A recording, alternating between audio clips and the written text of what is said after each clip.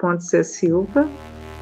Estou na direção do Instituto Municipal Nise da Silveira desde 2014, sendo que antes eu participei de 2 vice-direções, né, em 2010 com Rogério Rodrigues, e logo depois com Leonardo Araújo, né, desde 97 trabalho, né, na área de saúde mental, sou apaixonada por essa área. Eu acho que quase como quem está, né, na área de saúde mental é movido muito, né, ao desejo, né, à paixão, essa força que move a gente para tentar transformar, né, a nossa realidade, né. E eu comecei no Instituto como residente de saúde mental, né. Em 97, a minha turma, eu e uma colega, a gente foi designada a ficar numa enfermaria que chamava Enfermaria de Crônicos, ou de longa permanência, ou de pacientes sem possibilidades terapêuticas, que chamava Revivendo, essa enfermaria. E eu me lembro que essa minha colega já conhecia o antigo o Centro Psiquiátrico Pedro II, que era o antigo nome do Instituto, né? Ela já conhecia que o trabalho, eu tinha feito estágio, e ela tinha ficado muito chateada na época. Ela falou, poxa, porque a gente chegou uma semana depois, né? Fomos colocadas no pior local, né, do CPP2, né? E eu lia muito sobre a reforma, muito, muito, muito, assim. Eu cheguei a escolher e trabalhar, né, no estado do Rio de Janeiro, em uma instituição, após ler um livro sobre instituições totais, né, e eu queria entender o que era isso. Então, eu passei um ano trabalhando lá, né, e eu tinha ilusão, eu achava que isso aqui no Rio de Janeiro não existia, não, assim. A minha faculdade não tinha essa disciplina, essa matéria de reforma psiquiátrica, né?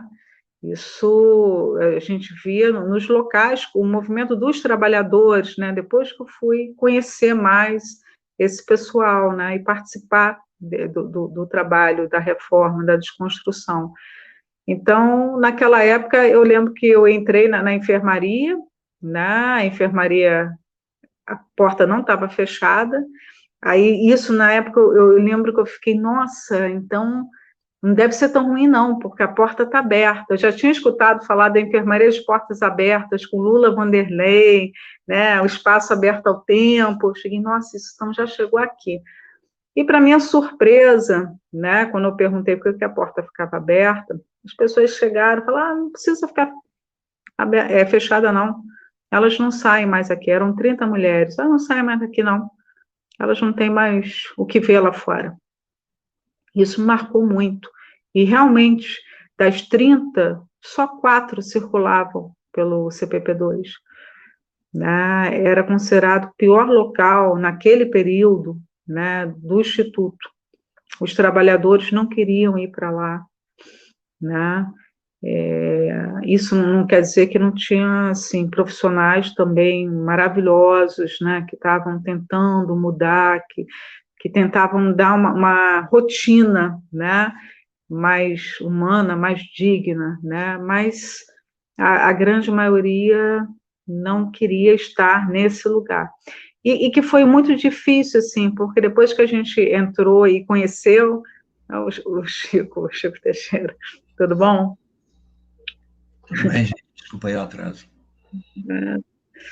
E depois que a gente começou um trabalho, eu lembro que depois de 3 meses, eu e essa colega, a gente descobriu que não tinha mais preceptora, que a preceptora já tinha saído há 2 meses, quase 3 meses antes, né? E que a gente não poderia mais ficar, né, nesse prédio, que era o Hospital Professor Adalto Botelho, né? E que a gente seria convidada a se retirar, que não era para ter residência nesses locais, que o residente de saúde mental não deveria estar nas enfermarias, né? E e foi algo, essas coisas foram me marcando, sabe? Muito, muito. Cheguei, nossa, esse é o pior lugar, né? E as pessoas já estavam, o movimento dos trabalhadores, né? O auditório aqui do Instituto lotado, as pessoas, assim, um momento belíssimo, né? Decidindo de uma maneira democrática o futuro, os novos serviços. E eu sabia o que, que tinha naquele prédio, né? Um local de morte, um local que representava tudo que conhece que é o manicômio. É difícil, né? As pacientes sem desejo de vida, sem cabeça raspada, né? Aquelas coisas que a gente vê em manicômio, né? Todo mundo com cabeça raspada para não dar piolho, né? Pessoal descalço, que não precisa andar calçado, porque se der uma sandália, um calçado, vai trocar por cigarro, né? Com horário para acordar, horário para almoçar, para lanchar, para dormir, né? E as pessoas, tudo era decidido, elas estavam ali, né? Sobrevivendo, né? E a equipe também sofrendo muito, porque não conseguia ver outra forma de se trabalhar, acreditava que isso era o melhor, que deveria ser assim, né, que eram chamados pacientes crônicos, que não teria mais muita coisa a ser feita, a não ser ter um cotidiano um pouquinho melhor para elas, né, e que a gente sabia que às vezes isso nem era possível, do mais básico, tá, de conseguir ter roupa para usarem, né, era de ter uma água quente no inverno para poder tomar um banho, né, essas coisas foram marcando muito, muito mesmo. E eu sempre questionei como é que a gente poderia falar de reforma psiquiátrica, de luta antimanicomial, né, e não indo nesses porões, né, não entrando nesses porões para poder desconstruir e, e dar um fim nessa história, né.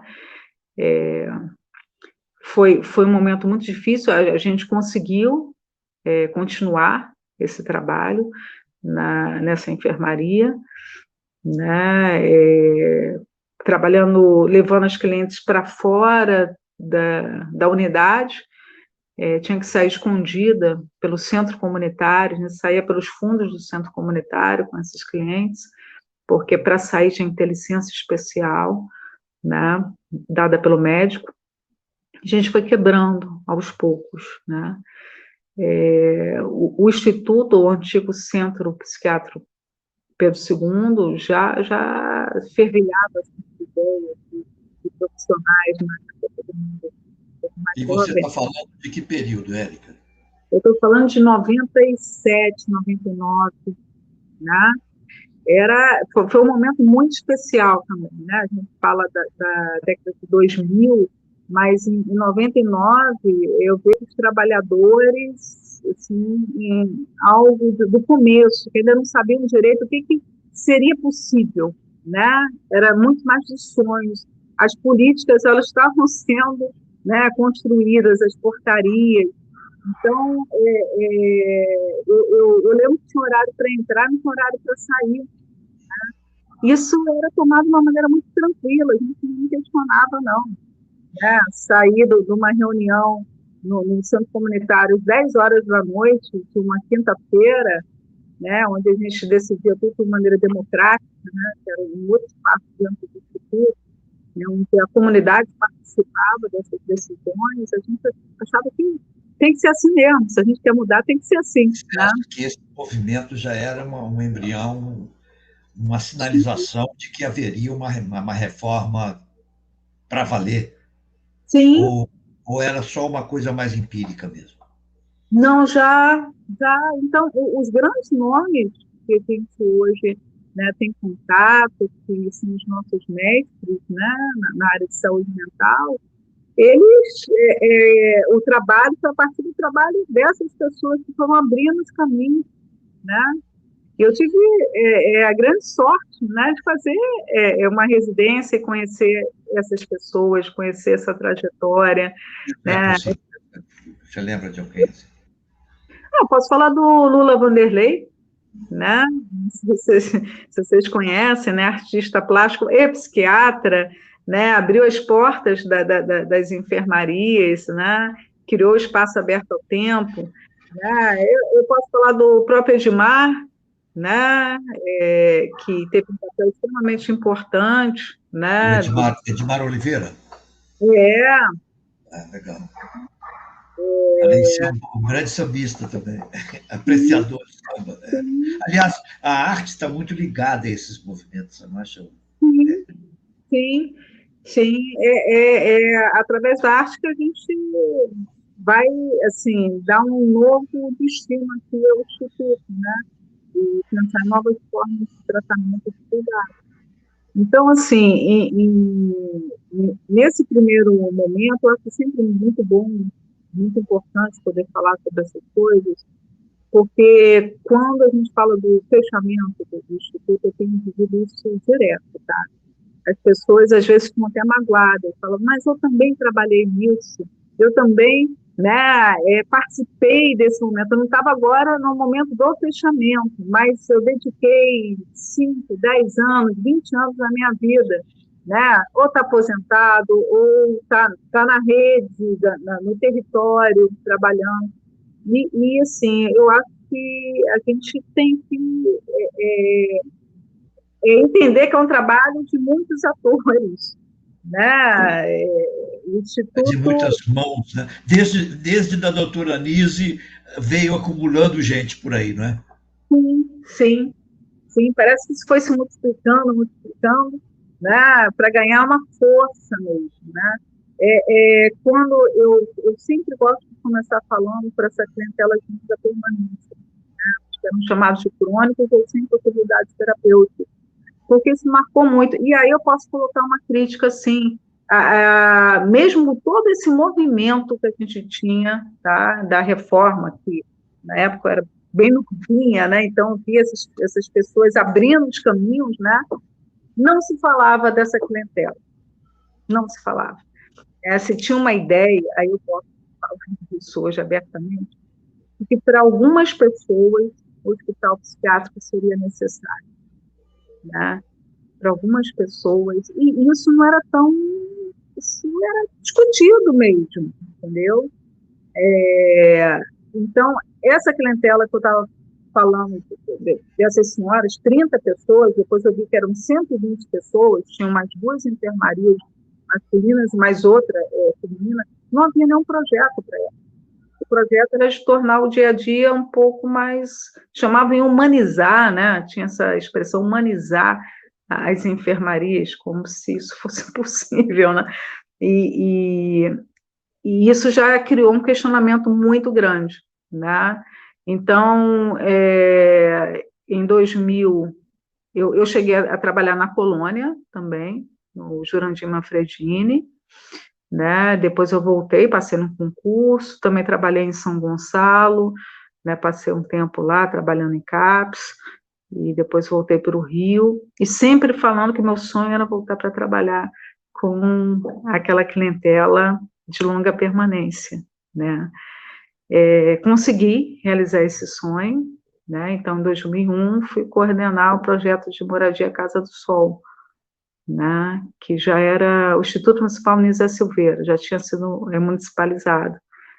E a pensar em desconstruir essas enfermarias. Então, foi bem interessante.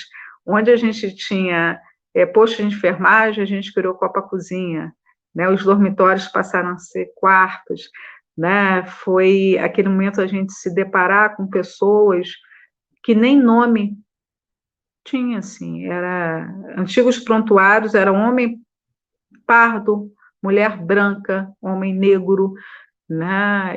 Uma data que foi dada de nascimento, a idade a gente não sabia, né? Então tinha sido a equipe que tinha dado o nome, a equipe que tinha dado uma data de nascimento, né? E a gente começou a correr atrás mesmo das coisas mais básicas, né? Da pessoa ter uma certidão de nascimento, ter uma identidade, né? Existir, né? Enquanto cidadão, né? E ao mesmo tempo também chegou no Instituto, na época, com a direção da época, que tinha também esse olhar, né, chegou a equipe de cuidadores, né, que foram trabalhar nessas enfermarias que eu estava coordenando. Então, a gente vai desconstruindo esse modelo hospitalar, né? A enfermagem passa a ser apoio, os cuidadores passam a trabalhar no cotidiano. Tanto que eu sempre falava que todos nós somos cuidadores, né? Para ter uma relação muito mais horizontal, em que a gente não ficava tão engessado na sua função, na sua formação, né? Respeitando, com certeza, né? Por exemplo, um técnico de enfermagem que vai ministrar uma injeção, ele tem que fazer isso, porque tem uma técnica, mas assim, no cotidiano, ainda mais na saúde mental, né? Isso é muito mais possível, né? O Érica, fala, Mariana. Não, eu ia falar assim, que a Renata, ela perguntou assim, um pouco, você falar de você e tal, e depois, logo em seguida, ela perguntou sobre a reforma psiquiátrica brasileira, e a sua trajetória praticamente se confunde com a história da reforma psiquiátrica brasileira, né? Você foi trazendo o sentido e a importância, né, com a sua própria trajetória, né? A gente vê que não é alguma coisa que é de fora para dentro do manicômio, né? É alguma coisa que se dá de dentro, né? Quer dizer, essa subversão institucional de trazer as clientes, você nem chama de paciente, né? Você chama de cliente, o que já faz uma enorme diferença, que o paciente já é aquele que, como se estivesse passivo diante da intervenção médica, né? E a cliente é para quem se presta um serviço, né? Enfim, de já convidá-las para sair como um primeiro gesto ali de uma jovem trabalhadora que estava ali e interrogando os casos que já são tidos como sem possibilidade de tratamento, quer dizer, já estava ali, você já estava ali às voltas com esse impossível, né, com aqueles que já colocam, esse não dá, então se a gente vai no mais radical, né, todos os outros podem sair antes, então, mas eu queria saber também um pouco, porque assim, o Chico quando pergunta, né, sobre a arte, né? A gente sabe da doutora Anise, que é através da arte, né? Assim, a coisa junguiana, mas de alguma maneira, né? Todo o Museu do Inconsciente também que se criou, enfim, né? Com essa prática de valorizar o dizer do sujeito a partir da sua produção, né? Mas assim, eu queria que você pudesse falar um pouquinho, é só uma pergunta, você atualmente é diretora, né, do Nise? Sim. É diretora. Você já está como diretora desde essa data que você falou, de 2014, né? E tem uma quantidade enorme de pessoas que estão com você nisso, né? Quer dizer, o processo de desins, ele já está aí desde antes da lei, né? Que é 2001, né? De uma maneira, sim, mas o trabalho do Instituto de uma maneira... eu lembro que já tinha o programa de moradia na década de 2000, né? Só que era um programa de moradias para se pensar numa saída de um cliente, ele tinha que preencher vários requisitos. Né? Uma vez eu fui lá o que era necessário, eu falei, meu Deus, eu não consigo às vezes nem lidar com as minhas coisas dentro de casa, eu nunca vou conseguir, né? Estar numa residência, nem era residência terapêutica, né? As moradias assistidas na época. Então, era algo que deixava de fora essa clientela que eu comecei a falar. Por isso que eu digo que isso não era tão dito, porque ia de encontro até com o que a gente, né, lutava pela reforma, né? Como é que eu posso falar que teriam algumas pessoas que teriam que viver dentro do hospital psiquiátrico? Né? Isso, para mim, nunca foi aceitável, nunca. Sim. Mas o que eu queria perguntar, só para terminar a minha pergunta, que eu estava, na verdade, o que eu queria perguntar era só, que é o Clarice Lispector, né, o CAPES, que é mais próximo aí, que é substitutivo ao Nise, não é isso? Como é que está sendo esse processo? Imagino que tenham outros, mas como está sendo esse processo de desins, né, dos usuários, quer dizer, mais nos últimos tempos, né? Porque eu acho que tem muito tempo, mas talvez em que momento, né, na verdade, se decide, né, que o Nise vai ser o próximo a ser fechado, porque tem, assim, uma certa ordem, justamente nesse momento, assim, mais duro da nossa história, né, brasileira, e de desmonte né, da rede de saúde mental substitutiva, e como é que é essa decisão, né, num momento como esse, com as CAPs que trabalham aí para produzir esse modelo substitutivo ao NISE, assim, no caso do NISE, né? É algo bem complexo de falar, porque já teve vários momentos do Instituto. Se pensava no fechamento do Instituto, assim, como eu participei de todos esses momentos, nesse missão na direção, ou vice-direção, coordenando o projeto, ou trabalhando dentro de uma enfermaria, ou trabalhando no CAPS, existia um momento que se pensava, né, de concentrar a internação numa unidade, isso era discutido internamente, numa unidade, e o Instituto acabar. Então, ou transformar as moradias internas em ERTs. Chegou a se pensar isso na década de 2000, né? Eu acho que a grande diferença, eu posso falar assim a partir de 2010, né? Porque a partir de 2010 a gente colocou com uma radicalidade. Eu, apesar de estar na vice-direção, como o Rogério me chamou, ele me deu carta branca para que eu pudesse trabalhar nessa questão da desíndice. Né? Então, o que já era dito na década anterior, a gente colocou essas palavras em ações que já vinham acontecendo, mas a gente mudou algum tipo de... a forma de isso ser colocado na prática. Né? Por exemplo, na década de 2000, os CAPs já haviam sido criados, Clarice Lispector, como você lembrou, né? O Raul Seixas, o Torquato Neto, o CAPSI Maria Clara Machado, né? Ainda não tínhamos o CAPSEAD. Isso já foi um avanço tremendo, porque parte da equipe do Instituto foi entre 2000 e 2010, saiu para o território, né?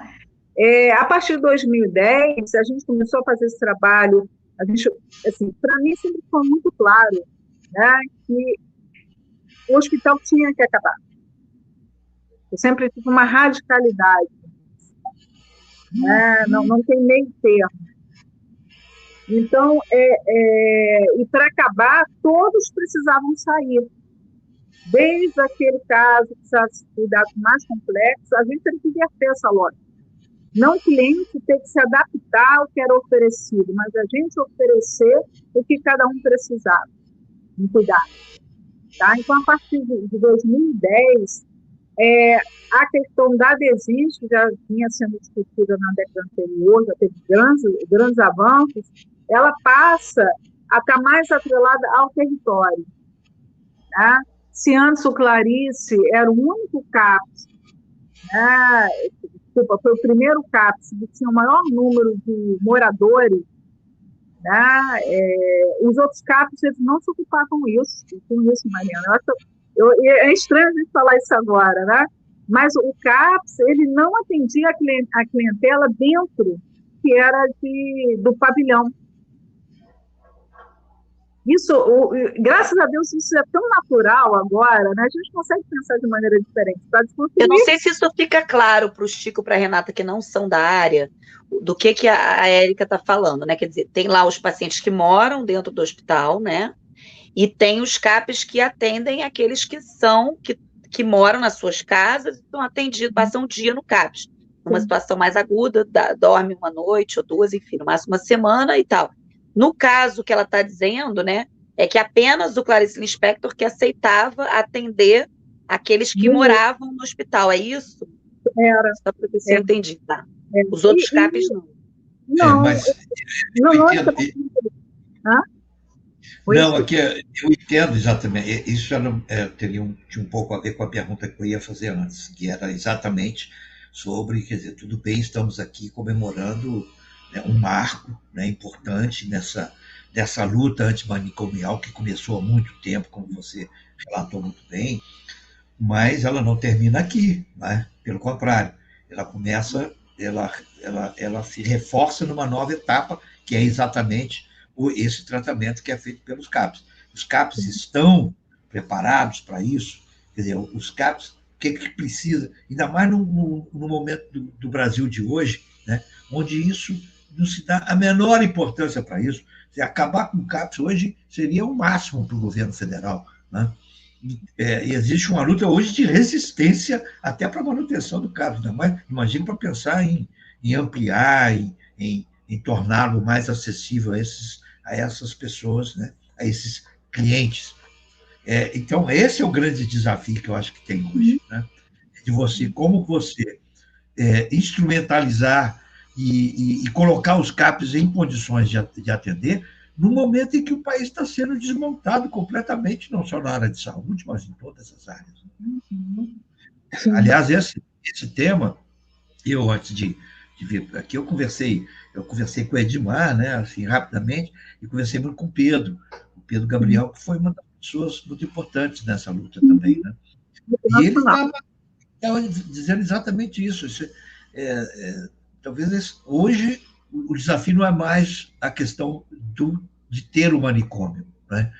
Porque isso a gente já está vendo que está sendo uma grande vitória. O grande desafio hoje é como você lidar com as CAPs, né? Com a manutenção e a continuidade do trabalho nesse período. E aí tem a ver com isso, aquelas que aceitam, os que estavam internados, que não aceitam, que tem uma capacidade para X atendimentos, mas a demanda é X mais Y. Enfim, esse é o grande debate que eu acho que a gente poderia falar um pouco. Sim. Nesses últimos 10 anos, né, a gente passou para o território não só equipe. A partir do momento que a gente fechava uma enfermaria, que até para essa palavra fechar a enfermaria, tinha que falar com muito cuidado, porque como a Mariana falou, né, não a cultura da população não sabe da existência desses serviços que vêm, né, que vão substituir essa estrutura hospitalar, manicomial. Então, falar em fechar o hospital, isso cria uma comoção tremenda, né?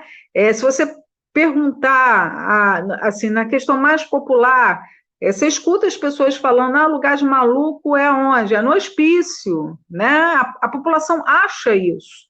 E fechar o hospital para grande parte da população ainda é algo, não é visto com bons olhos, não, né? Assim, eu entendo que a gente tem que pensar em relação aos CAPs. Eu acho que a gente já deveria estar pensando, e já está pensando um bom tempo em relação aos CAPs, porque aqui, pelo menos pela experiência com os CAPs dessa área aqui, tudo aconteceu muito casado, né? Porque eu vou contar uma coisa para vocês, fechar o hospital não seria tão difícil, não, tá?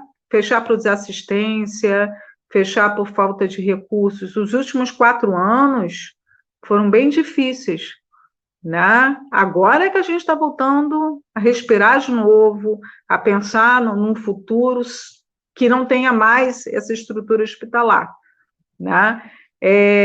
Difícil é desconstruir, como a Mariana falou, de dentro para fora, né? A reforma, o modelo italiano, né? Isso é muito difícil, porque você tem que desconstruir também o manicômio que tem dentro de cada um, né?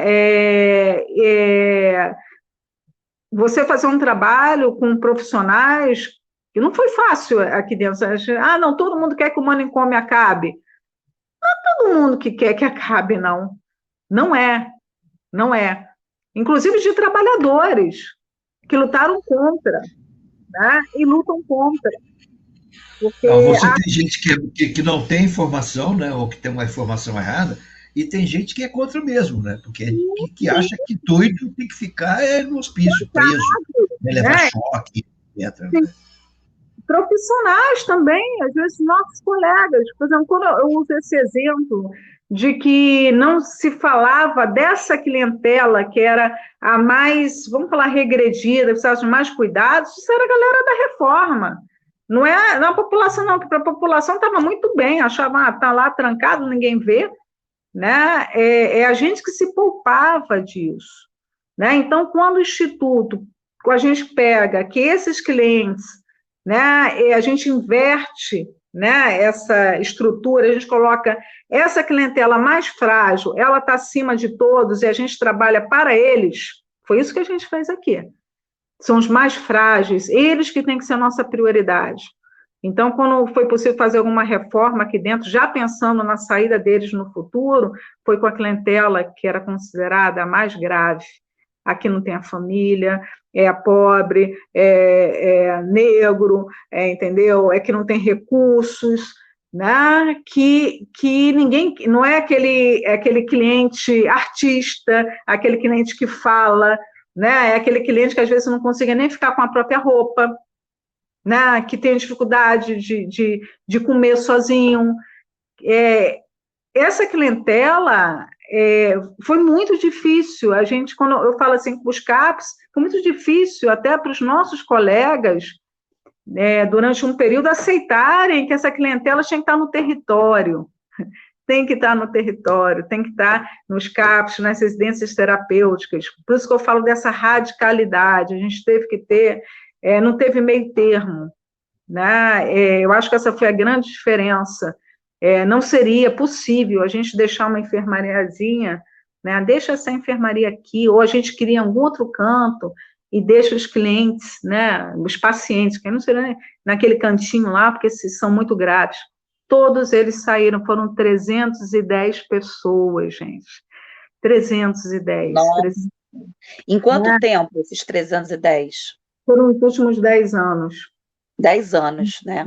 Para a gente ver o que é a saída de cada um, porque tem assim, a resistência dos próprios profissionais e mesmo aqueles que são a favor da reforma, porque uma coisa que vale dizer para o público também, que às vezes a gente conscientemente, o que a gente prefere é que faça a reforma psiquiátrica, acabe o manicômio, mas na hora da prática, quando você está diante da loucura, você está diante de alguém desorganizado, que não fala com aquilo que você quer ouvir, que você tenta várias coisas e não adere àquilo que você acha que é o melhor para ele, tal, o que subjetivamente o profissional acaba fazendo eu não aguento mais ouvir ele, não quero mais saber sobre esse sintoma como um dizer, né? Não dá, eu não aguento, não adere, então esse não dá. Então, isso, né, também, Érica, assim, tem isso e tem a própria resistência dos usuários, porque depois que a pessoa se acostuma, né, com a institucionalização, com aquela mortificação, que a princípio é muito ruim, mas que depois que ela se acostuma,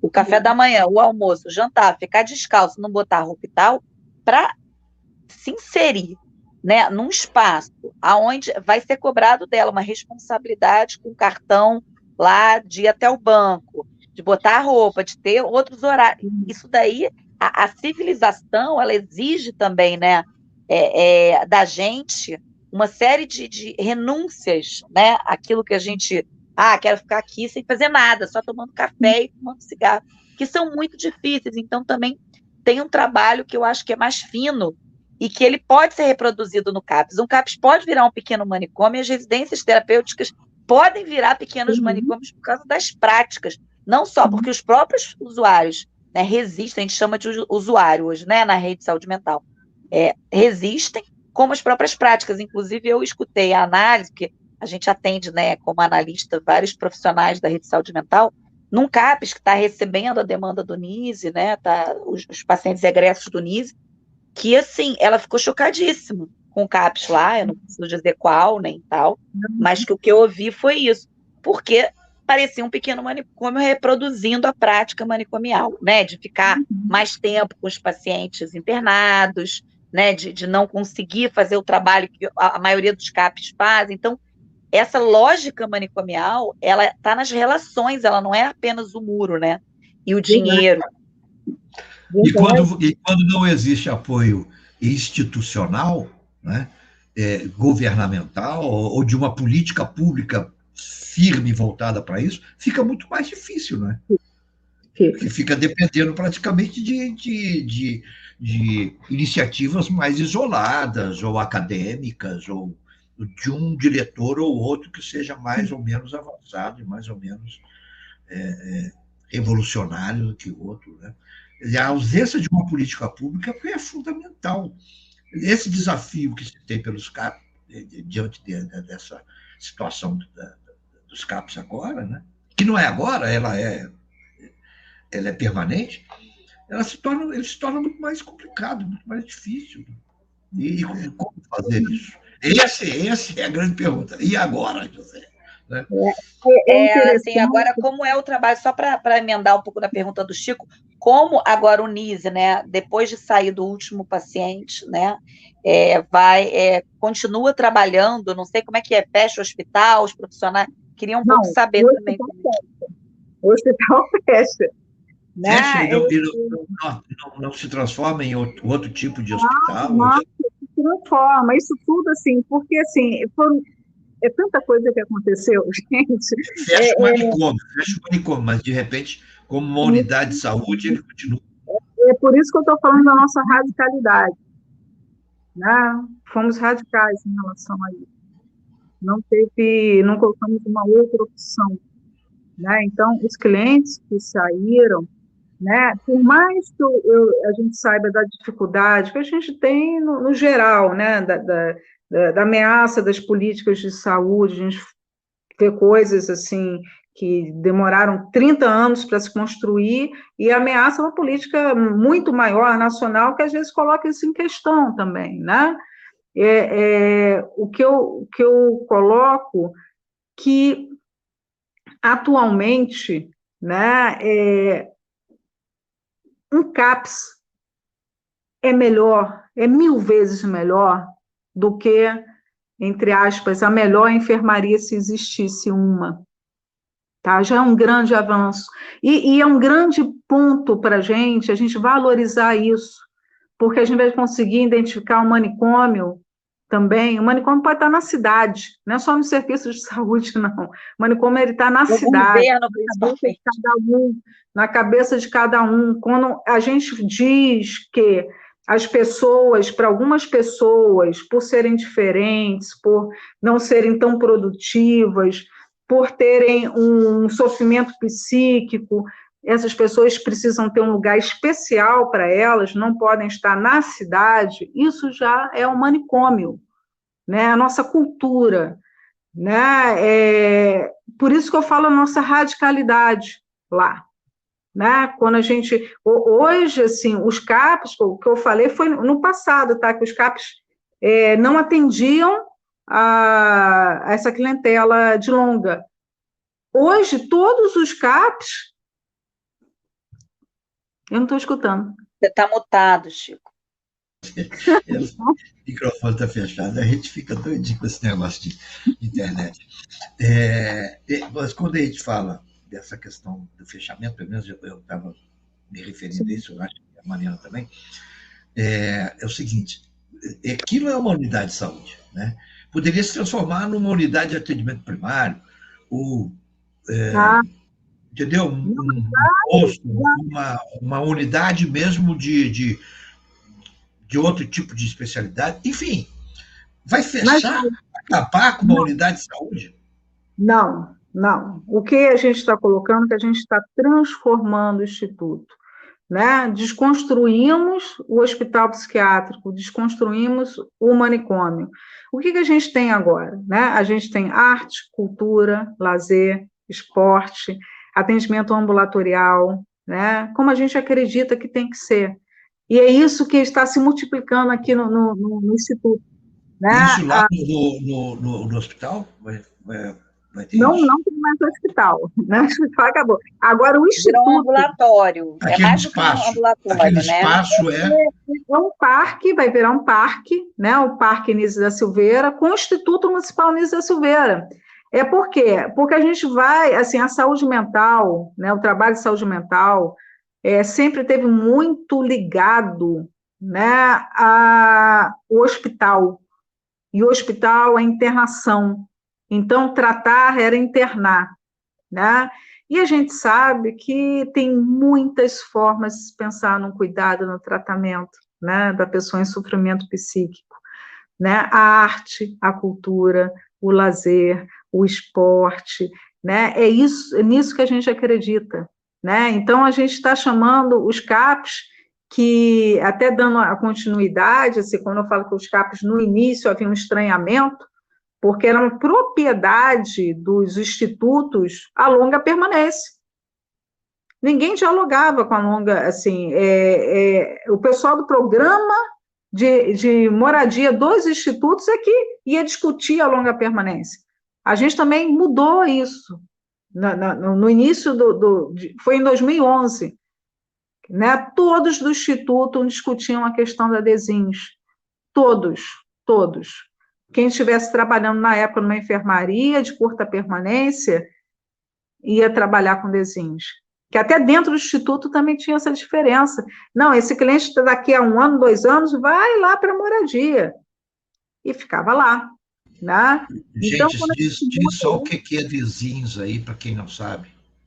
A desinstitucionalização, né? É esse trabalho que a gente faz, né? De retorno dessa clientela para a cidade, né? De desconstrução dessas práticas manicomiais, né? De trabalhar a autonomia dessa clientela, né? A sua história no território.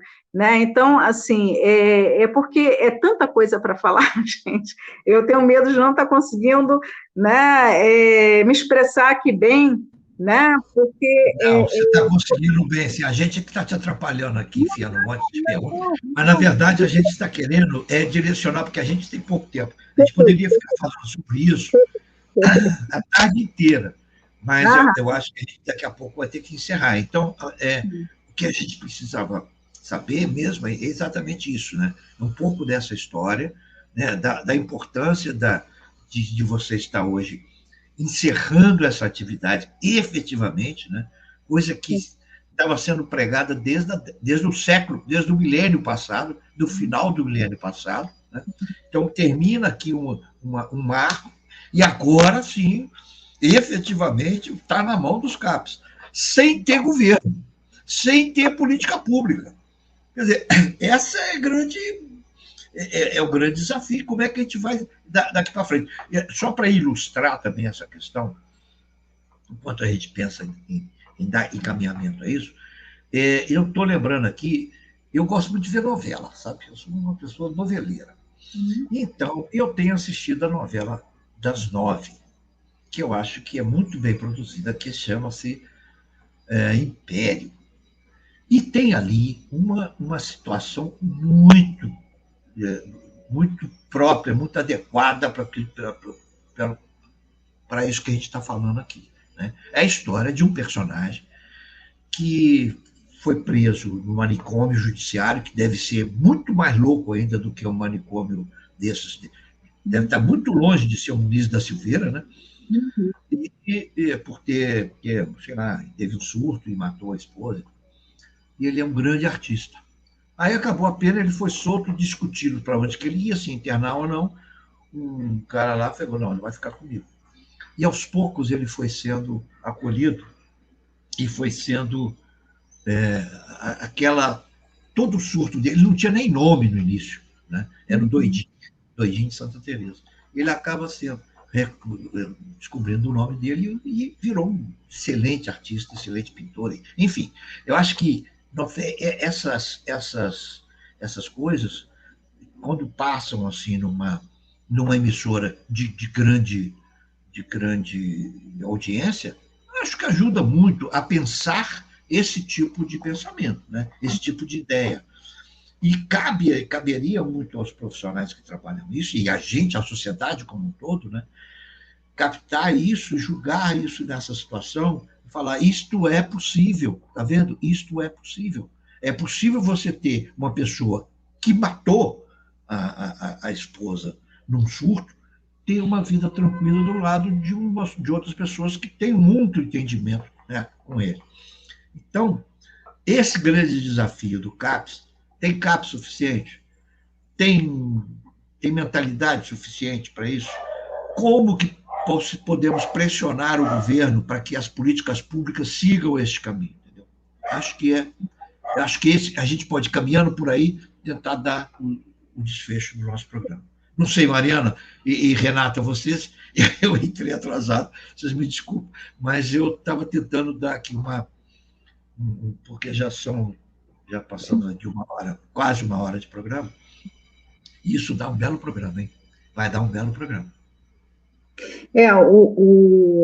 Assim, falando pela experiência do Instituto, né, os recursos, né, foi tudo muito pensado, tá, gente? Então, os leitos, quando a gente fechou o núcleo de atenção à crise, foi no dia 19 de dezembro de 2019, né, foi aquela primeira comoção. Quando as pessoas estiverem em crise, para onde elas vão? Né?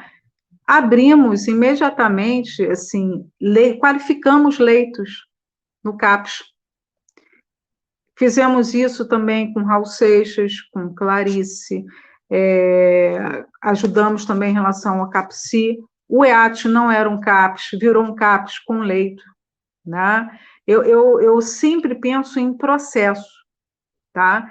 Até porque, assim, as pessoas que entraram dentro desse manicômio para desconstruí-lo, né, sempre nadaram contra a maré, sempre.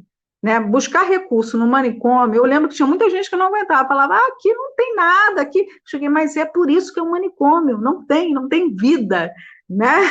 Então, assim, a gente vai transformar isso daí, né? Mas isso nunca vai acabar, não, vai acabar, né? Hoje, o nosso horizonte é para o território. Os recursos do Instituto, eles estão indo para o território, né? Financeiro, de RH, né? Então, por exemplo, vamos pegar o exemplo de um dos CAPs, né? Funcionava como CAPs 2, agora está tendo que se repensar totalmente para ser um CAPs 3. Né? Então, para eles que não sabem, o CAPS 2 ele não tem atendimento noturno, ele não tem acolhimento noturno para dormir. E o 3 é o que tem os leitos. Quando ela fala leito, é assim, é cada vaga para uma pessoa que está numa situação assim de maior crise poder dormir ali, não é isso? E não precisar se internar.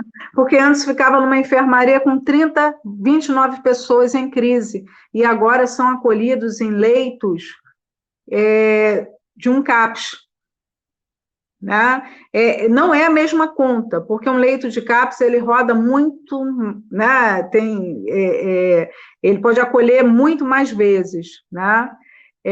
Eu gosto muito da fala do Lula Vanderlei, que ele fala que até quando a gente chega a acolher uma pessoa no CAPS já é um fracasso, né? Porque o ideal é que não precise nem desse acolhimento. Né? Eu amo essa fala. E eu acho que a gente tem que lutar por isso. Né? Pode falar, é sonhadora, está tudo muito precário. Né? O hospício, né? O hospício ele mata sonhos, o hospício não tem lugar para o sonho. Né? A gente tem que lutar contra isso, vai ser através de muito trabalho. Né? As políticas públicas elas já existem, vamos efetivá-las, vamos lutar para que aconteçam. Né? É muito importante não ter mais o hospital, porque o próprio CAPS, muitas vezes, não tinha que lidar com a sua clientela em crise, que estava naquele leito. Isso é muito difícil, a gente vai ter que se reinventar, a gente vai ter que pensar como é que é isso. Precisa, sim, de recursos, precisa de mais investimento, a população tem que saber que existem CAPS, que existem, né, residências terapêuticas, né? A gente tem que pensar em políticas que possam fortalecer ainda mais isso. Né? Porque, assim, eu penso muito em etapas. Tem o que é possível estar fazendo agora e o que a gente vai continuar lutando.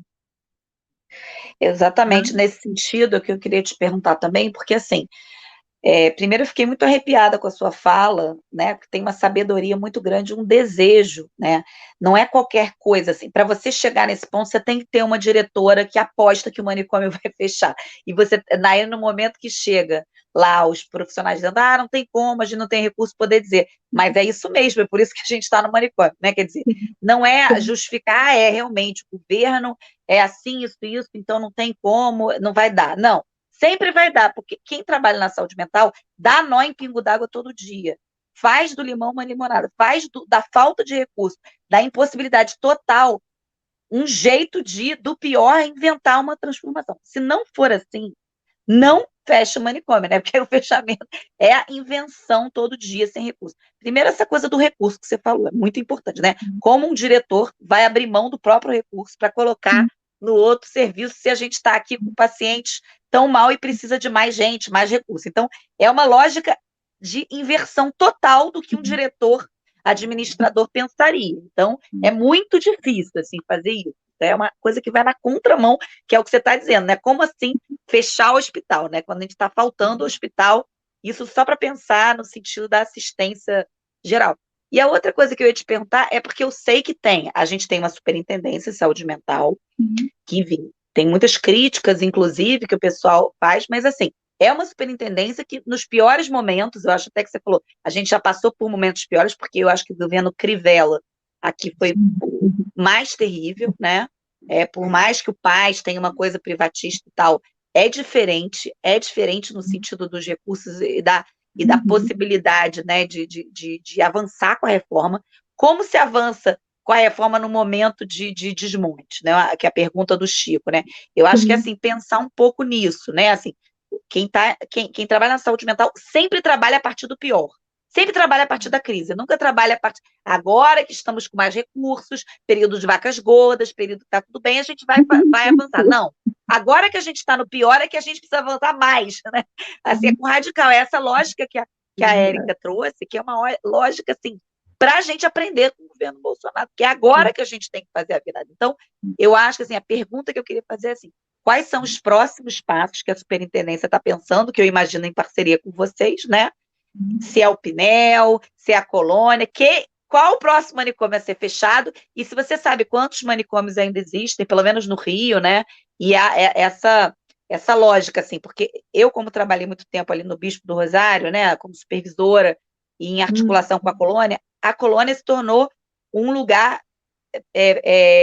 transitório de desins, né? São polos de desins. Então, cada manicômio que fechava, por exemplo, o Heitor Carrilho fechou, que era um manicômio judiciário, né? Que Renato, não sei se sabe, era um manicômio judiciário. Então, passava pela Colônia para dar Colônia e para os CAPs, porque tem um processo complicado às vezes, porque, sei lá, tem que sair, e o cara ainda não está no momento de sair, tem um processo.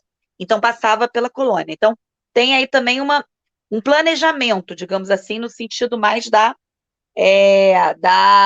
Superintendência de Saúde Mental, que a gente não sabe que não pode contar hoje a nível federal, a gente não pode, mas a nível estadual e municipal, dentro da área de saúde mental, a gente pode, são pessoas da reforma. Então, essa é a minha pergunta, né? Como é que vocês estão planejando, qual é o próximo que vai ser fechado? Olha, tem notícias de que a Colônia, né, já está avançando bastante nesse processo, né? O Alex é um grande parceiro nisso, né? Não dá para se trabalhar na cidade do Rio de Janeiro de uma maneira isolada, então a gente sempre trabalhou, né, cada um, né, com a sua grande dificuldade, que a gente sabe o que é estar numa função de direção, né? As coisas precisam abdicar da vida pessoal até para conseguir, né, manter, né, esse trabalho. Mas eu acho que pode ser a Colônia. Estou torcendo para isso e a gente vai estar junto, porque não é um trabalho de uma unidade, é um trabalho da cidade. É uma questão ética, né? O manicômio, ele é muito mais do que eu achar se pode ou não pode. Assim, não podemos admitir que pessoas morem em hospital por serem diferentes, por não serem desejáveis, né? Por estarem na rua. Isso é um princípio. E quando a gente toma esse princípio para a gente, para a nossa vida, a gente pensa, é uma posição política, né? De transformar, né? O manicômio, ele concentra várias coisas que a gente vê na sociedade, por isso que é tão difícil de acabar, né? Isso aqui não pode, mas para algumas pessoas isso pode, né? A gente está sempre nessa coisa meio, né? Um lado aqui, o outro lá, o que é bom para mim, então deixa o peso com o outro, a dificuldade com o outro, e a gente tem que se deparar, né, com as nossas dificuldades, com a dificuldade de lidar com o que é diferente, o que foge à dita normalidade, né? Que a cidade ela possa acolher, possa tratar, possa cuidar. A loucura tem que estar na cidade, né? O Chico falou em relação à cultura, né? A cultura ela é transformadora, a arte é transformadora, né? Assim como a loucura, né, que rompe, né, qualquer possibilidade de enquadramento, né, o hospício é essa tentativa de, de prender essa loucura, né, para tornar algo que seja controlada, né, e que não se consegue, que bom, né? A arte também. A arte a gente pode falar do que a gente não consegue, né, se expressar de outra forma, a gente pode, né, ou ao contrário, né, a gente pode se expressar do que não consegue falar, ao contrário, mas assim, A e é arte, isso, a arte a arte cura, cura. e é por isso que agora está pensando nessa nova etapa do Instituto, né, junto com os CAPs. Os CAPs que estão em torno do Instituto, imagina que maravilha, você ter um parque Nise da Silveira com o Instituto junto com os CAPs. Então, a gente vai unir forças. O recurso do Instituto, vamos tentar passar o máximo para os CAPs, né? E quanto mais a população, né, acreditar nisso, mais força a gente vai ter, uma força política mesmo, né, que Não tem que é? ser assim. Fala um pouquinho mais sobre isso. Como é que seria isso? Qual é a ideia, exatamente? A ideia? Deixa eu só, antes de você falar da ideia, deixa eu só falar um ponto que eu achei muito interessante nisso do Nise, assim, não desaparecer, né, da história, no sentido de que ele se transformar, né, do hospital em um parque cultural.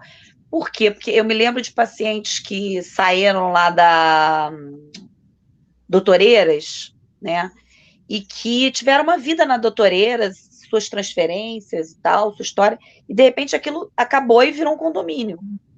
E tinha um paciente, tinha um especial, que ele tentava voltar naquele condomínio todos os dias para tentar encontrar alguma coisa ali do que ele viveu, da sua marca de história, porque ele foi para um outro território que não tinha nada a ver com ele não conseguia se adaptar, ele se sintomatizava, e ele pegava um ônibus a qualquer momento para voltar lá. E ele chegava lá, tinha um condomínio particular que ele não podia entrar, era só um portão com segurança dizendo, sai daqui, seu maluco, aqui não tem nada para você. Então, fazer uma transformação que tenha lá um nome, Nise da Silveira, que seja um parque e que possa ser promotor de cultura, até para que os CAPs possam recorrer, e aí é recorrer da maneira que, óbvio, quando a gente recorre ao hospital psiquiátrico, a gente recorre porque a gente não tem mais nenhum recurso.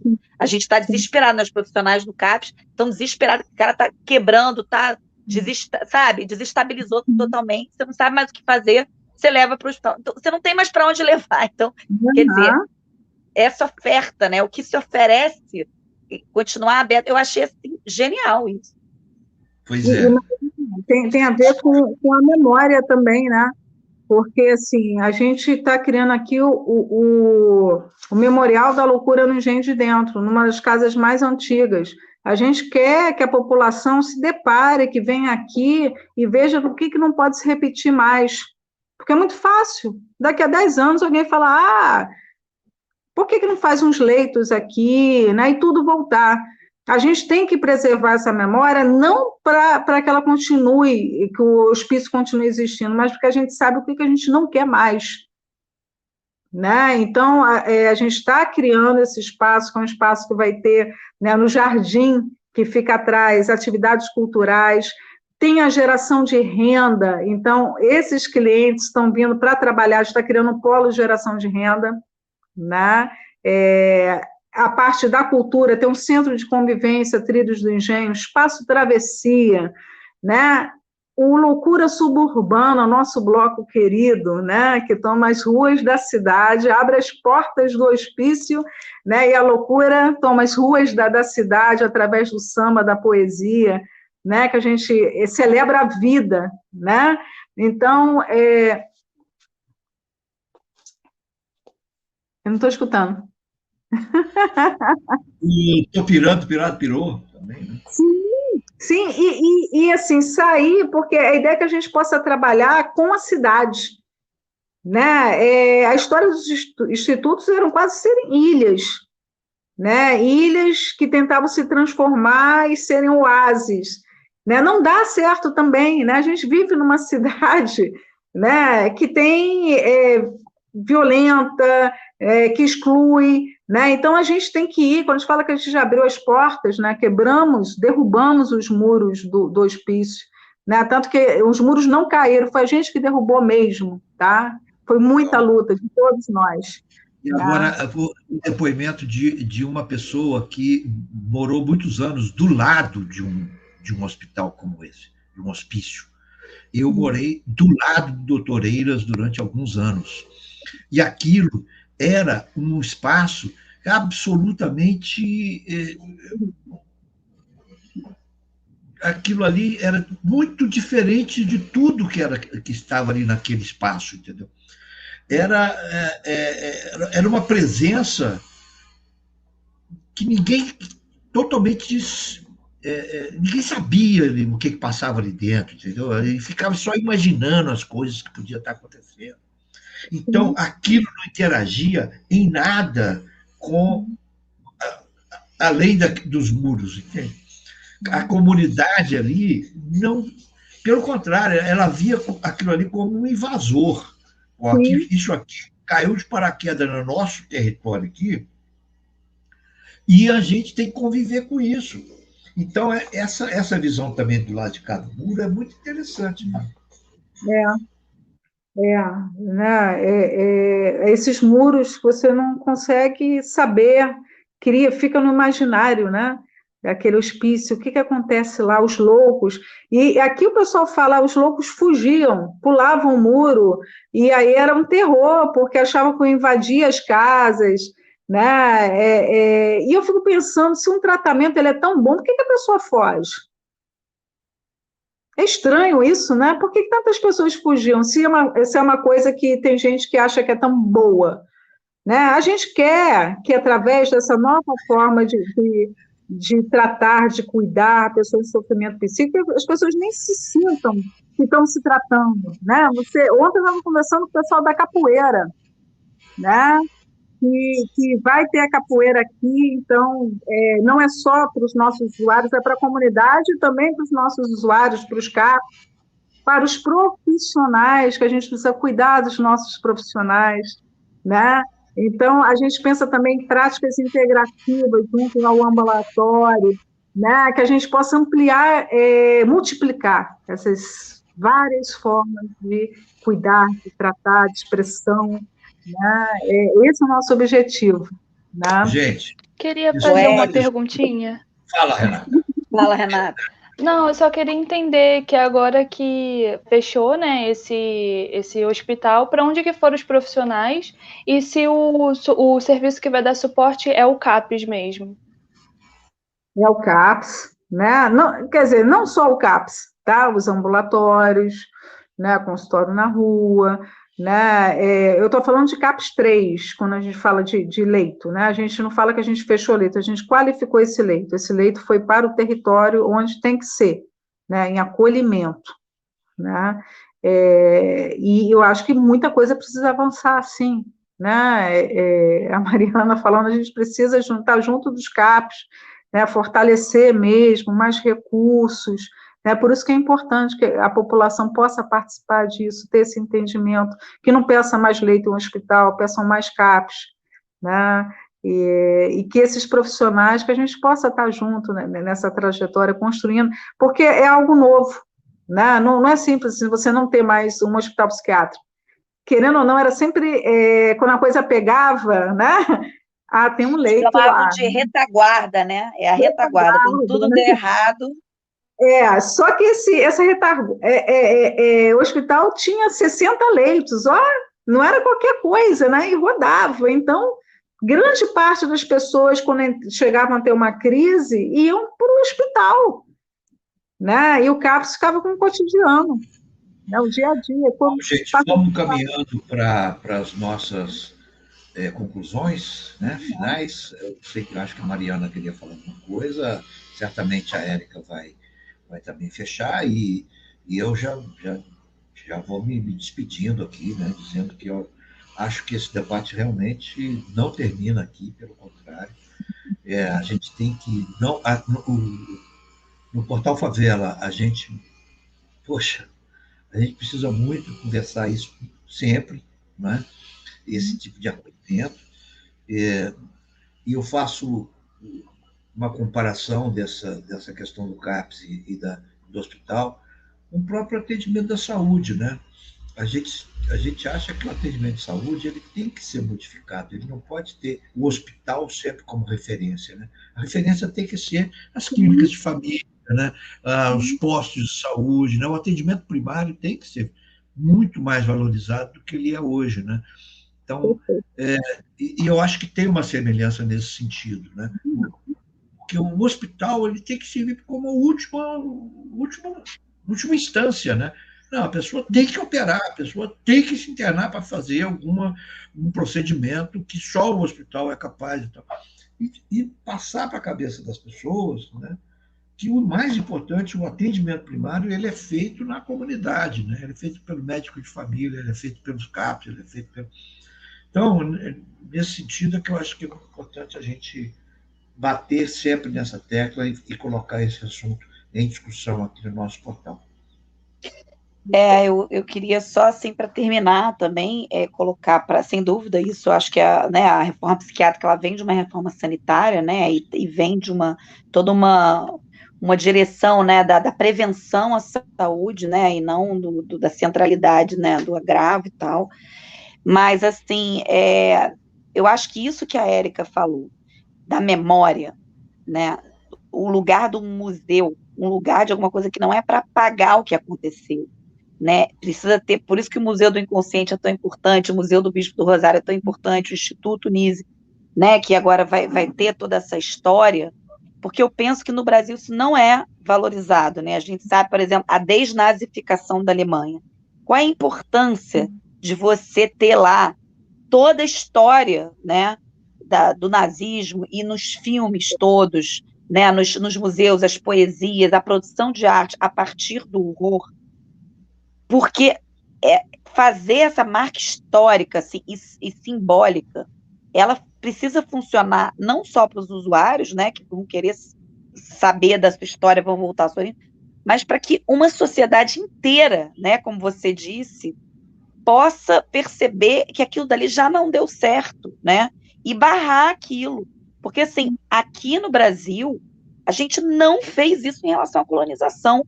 Por isso que pode voltar um presidente a qualquer hora e dizer que vai pesar os negros em arrobas, porque por isso que pode ter o genocídio da população negra que continua e ninguém faz nada. A omissão da sociedade, né? O crime de omissão da sociedade em relação a isso é porque não se fez da colonização o que se fez, por exemplo, na questão do nazismo na Alemanha. Então, assim, para a gente não voltar, a importância não só de um museu, de um instituto, mas da gente divulgar isso. Assim, o papel de uma TV como o Portal Favelas, né, e do que a gente está propondo, que eu acho que o Chico não sabe ainda, que eu e Pedro a gente propôs na Conferência Nacional Popular de Saúde Mental, a primeira conferência, que a gente vai tentar transformar em lei, é de criar uma rede nacional de saúde mental, rede nacional popular de comunicação popular em saúde mental, né, que os CAPs, né, os rádios, as TVs, né, dos espaços, e também TVs dentro dos como é que chama que vocês vão se transformar? Um dos polos esqueci agora o termo, centro de convivência, né? Um centro de convivência, porque o centro de convivência ele faz uma dobradiça entre toda a dimensão terapêutica, né, que estão nos CAPs, nos consultórios de rua, nos ambulatórios, com os centros de cultura, né, os museus. E eu acho mais ainda que os espaços da cidade precisam entrar nesses institutos. Eu acho que isso a gente também faz pouco, né, assim, dessas TVs e dessa articulação, não seja só da saúde mental, seja, né, sei lá, das organizações de favela, das organizações de carnaval, né? Acho que o Loucura Suburbana, nesse ponto, tem uma função importantíssima. Eu acho até, quando você estava falando que a gente precisa, para o carnaval, né, que vai ser o pós-pandemia, imagino que a gente vai ter, espero que a gente já tenha melhorado muito aí, né, da pandemia até lá, que ele possa ser o difusor, né, que possa difundir nesse momento, né, desse fechamento, a gente fazer disso um marco, a gente realmente dar visibilidade a isso. Eu acho que a gente tem um papel, a mídia tem um papel muito importante nesse momento, né, até para o avanço, né, da reforma e da lógica da reforma. A lógica da reforma é uma lógica de transformação do próprio Brasil, né? Eu acho que isso, queria até, assim, se você quiser terminar, não sei se Renata e Chico tem mais algo a dizer, falando sobre isso, assim, já te convidando, se vocês tiverem uma TV, uma rádio, ou alguma coisa, eu sei que Pamela está por aí, não sei se ela ainda está, mas é grande amiga, de onde partiu, né, nossa campanha Cuidado em Liberdade, na época do Fora Valências, que a gente teve, foi super bem sucedida a nossa campanha, mas a gente está junta desde sempre, então a gente podia pensar alguma coisa, né? Sim, sim. A gente tem aqui a Rádio Revolução, né, que é uma rádio que tem mais de 20 anos, a rádio que é louca por você, né? Eu acho tão interessante, né? E que a população já tem utilizado bastante. Agora mesmo a gente está tendo uma reunião aqui no nosso centro de estudos, no nosso auditório, com os coletivos. A gente tem chamado a população, os coletivos, para que possam pensar esse espaço aqui, todo mundo junto, né? Então, tem desde a pessoal de proteção animal, de coletivos da cultura afro, né? Tá todo mundo aqui, né? E com isso a gente vai construindo, né? A gente está fazendo grupos de trabalho para passo de geração de renda, da cultura.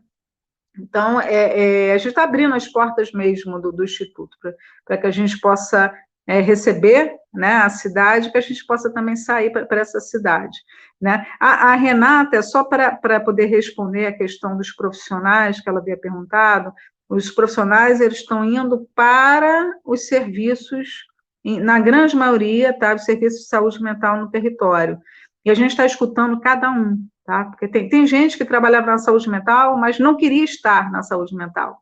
Então, está sendo um momento até da gente poder liberar para trabalhar na atenção básica, né, ou em outras atividades. Está sendo um trabalho também extremamente cuidadoso, né? Cada um, a gente tem resgatado essa história, né? Muitos profissionais aqui eram um hospital federal, pessoas com 35 anos de trajetória, também é muito difícil, né? Para esse término. E como é que a gente consegue, por isso que eu falo da nossa necessidade de cuidar também dos profissionais, dessa história, dessa memória. Há um projeto de história oral, tá? Que a gente está convidando várias pessoas para ter esse acervo aqui, né? E estamos investindo também no acervo histórico, tá? A gente tem os nossos prontuários, a gente tem documentos que foram herdados aí são 110 anos, tá, de instituto, né? E no dia 26 deixou de internar, né? E a gente vai continuar aí lutando, né?